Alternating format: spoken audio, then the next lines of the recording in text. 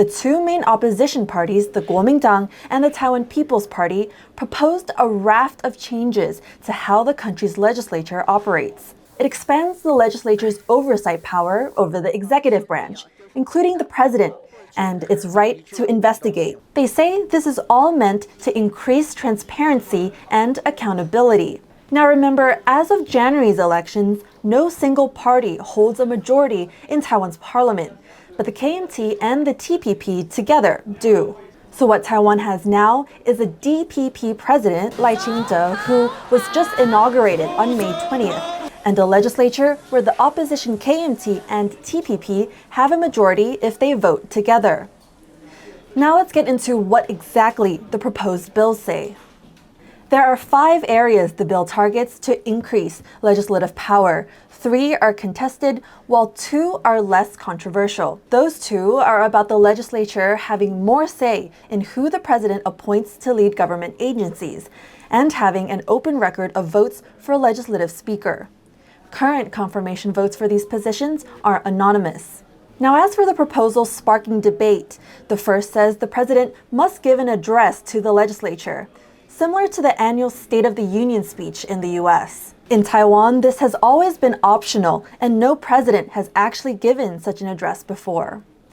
The KMT-led bill is also adding the right for lawmakers to ask the president questions there on the spot after their address. Next, the bill grants the legislature more investigative powers. This means more access to official documents, the right to convene hearings, and the right to summon people, including private entities, to testify. Again, this may sound similar to U.S. congressional hearings, where lawmakers can scrutinize the like of tech giants like TikTok CEO Shou Chu or Facebook CEO Mark Zuckerberg on live broadcast. Now, arguably the most debated proposal is making contempt of legislature a punishable crime for any government worker. What this proposal would do is criminalize things like refusing to show up to a hearing when summoned, or lying or hiding information during a legislative review, which could result in fines or jail time.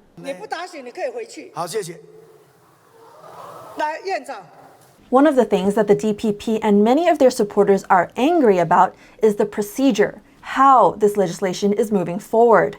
They have accused the KMT and TPP of using their combined majority to steamroll this bill through, not giving them room for discussion or dissent. But we'll get to that in a bit. First, let's talk about the DPP's concerns about the laws themselves.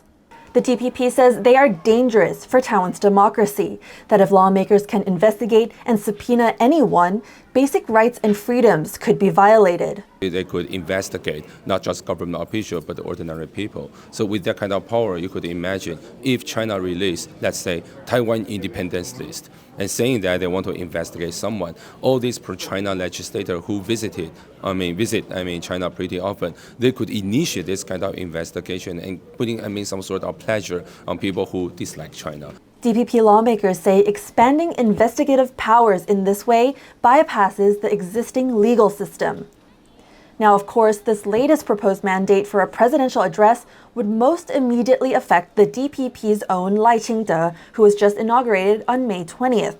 Lai's presidency follows the 2 terms of Tsai Ing-wen from the same party. This is significant because no party has previously held the presidency for 3 consecutive terms in Taiwan's democratic era. Having failed to win the presidency, the KMT and TPP seem to want to put more constraints on the executive branch. Now, the TPP justifies the reforms by saying Taiwan has struggled to achieve true separation of powers and accountability, and that for a proper democracy, this separation and balance of powers needs to happen. The KMT says the government should be willing to accept scrutiny. 我们觉得我们不要在国内找敌人，我们通过国会这个改革法案的目的是为了监督政府机关，比如说不管是比如说我们的国防方面，比如说军购也好比如说这个外交的，比如说一些秘密外交也好，我们希望政府机关可以充分的接受人民的监督，接受民意代表监督，因为民意代表代表人民来监督。 The KMT says that the bill does have a clause where people can refuse to give testimony where it touches on national security or military secrets. Taiwan's defense is, of course, a sensitive topic, given that China has become more forceful in its rejection of Taiwan's self-rule and has ramped up its threat to invade. 台独分裂是对台海和平最大的破坏，你们不要为台独卖命，以武拒统，只有死路一条。 But with multiple versions of the bill circulating right now, people are concerned that the exact details of the laws are unclear. This leads to a significant part of what the DPP objects to. They say the way the KMT and TPP are pushing this bill through is problematic. They say the lack of discussion around it is unacceptable. Video records and transcripts of meetings show that the KMT did ask if there were dissenting opinions about the clause multiple times. 本条依据傅昆萁委员版本通过，请问有意见啊？要求讨论。And that the DPP side said yes, there were. 好，那因为双方没有共识，本条予以保留。 Then the KMT shelved discussion for cross-party negotiations without hearing what the actual disagreement was. Legal experts have condemned this lack of discussion, including the Taiwan Bar Association, who said rushing these proposals could have far-reaching consequences for Taiwan's constitutional order. This is why, in subsequent sessions, lawmakers on both sides have resorted to stalling or physically blocking proceedings. Now, the method of shelving opinions and moving on isn't new. DPP lawmakers used similar tactics when they held the majority. So the question is there a rush this time? We looked at 5 bills that had heavy KMT opposition while the DPP held the majority and compared the time it took for each to be signed into law.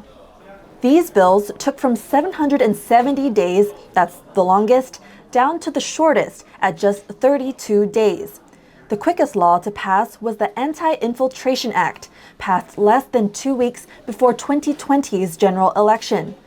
Despite the short time frame, lawmakers carried out the expected line-by-line negotiation before the vote, which literally means allowing discussion for each individual line of the bill. The KMT and TPP wanted to pass this latest bill by May 17th, 3 days before President Lai's inauguration, and without completing line-by-line discussion. As of May 24th, 94 days have passed since the bill was proposed.